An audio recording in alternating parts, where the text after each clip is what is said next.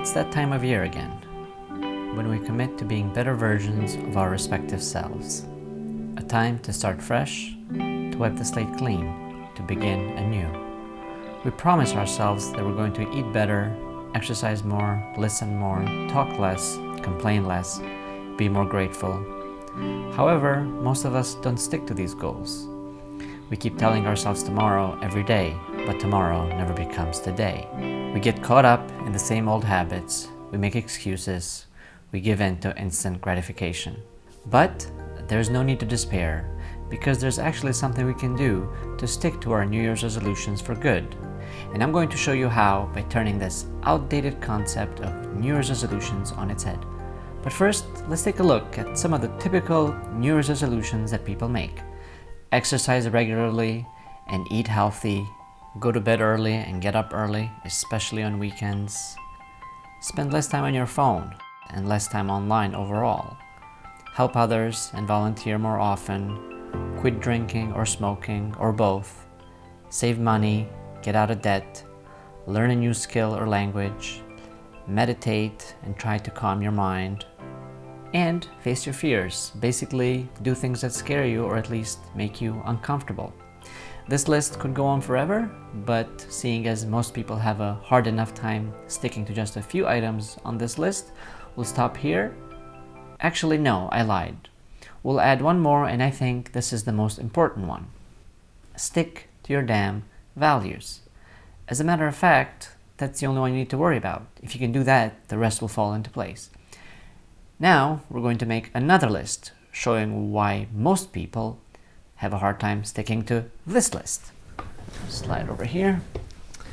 We like to sit all day and eat junk food because it feels good. We go to bed late and sleep in because it feels good. We binge on Netflix because it feels good. I think you get my point here, but anyway, let's continue. We don't help others because helping others requires actual effort. Keep drinking. One more beer never hurt anyone. Waste your money on that new trinket you don't need. Learning a new skill takes mental and physical effort, but there's no instant gratification. Overthink and get lost in thought, especially in crazy, never going to happen in real life scenarios. Facing your fears is uncomfortable, but comfort is death. Since the dawn of man or woman, man has sought comfort, and we still haven't reached full comfort equilibrium. Comfort feels good, but it won't help you grow. It won't even keep you where you are. Comfort will kill you slowly.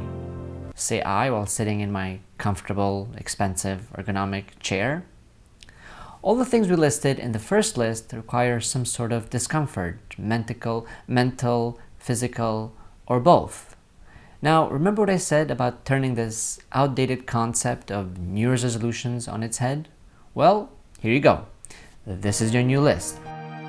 And feel free to add to it because there are plenty of other things which you will stick to which aren't even on this list, such as procrastination, increasing stress, holding grudges, getting low quality sleep.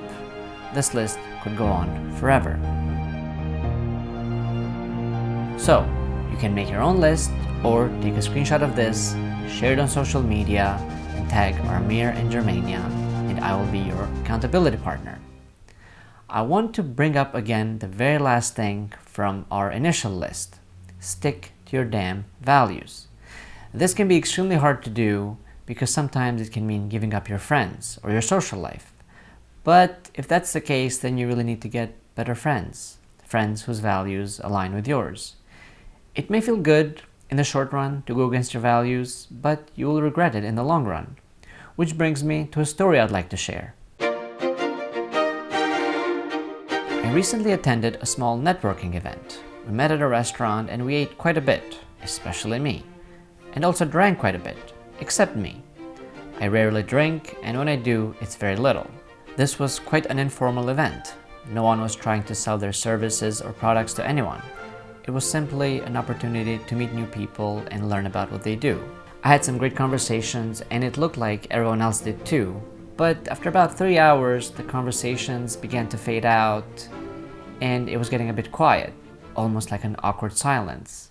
And that's when we decided to leave. As we're about to depart, The organizer says that he and a couple of other people are going to grab some drinks and asks if anyone else would like to join them. This caught me by surprise because, as I said before, it seemed like everyone was talked out, and each of them had already had a couple drinks in addition to the wine bottle which they shared amongst the 5 of them. It was almost 11 p.m. on a Thursday. They all had work the next day.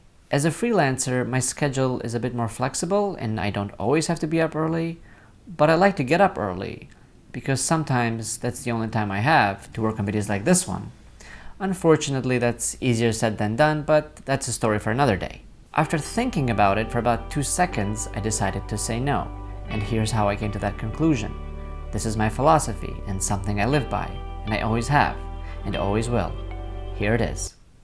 Whenever I'm about to do something, I ask myself, does this align with my values? If the answer is no, I do not do that thing. I hope you enjoyed this video, and I hope it will add some value to your day, your year, or maybe even your life. I will probably create more videos on similar topics in the future, so if you'd like to stay in touch, please subscribe, and Happy New Year! In that order.